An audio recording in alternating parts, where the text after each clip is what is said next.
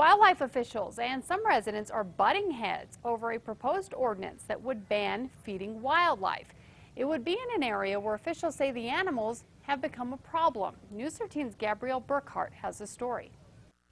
Deer calmly grazing in someone's yard right next to the roads are lately not an uncommon sight in Ruidoso. It's part of the reason wildlife biologist Quentin Hayes proposed an ordinance that would put a stop to people feeding wildlife in the village. Just as the community grows and particularly as we're faced with drought and sort of increases in these wildlife-human conflicts, I felt that it was something that really needed to be addressed. But the proposal isn't sitting well with some people. I think as long as we have the golf courses with the ponds and all the slash piles, then we're going to have the deer.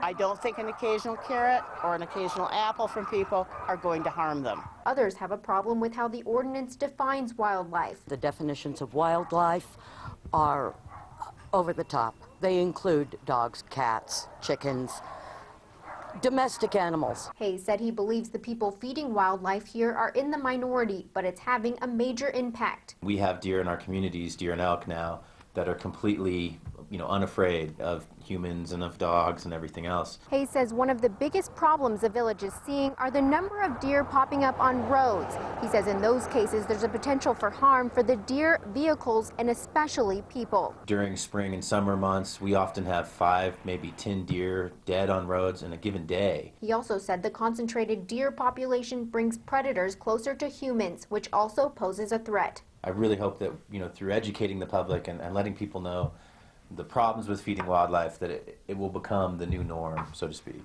In Ruidoso, Gabrielle Burkhart, KRQE News 13.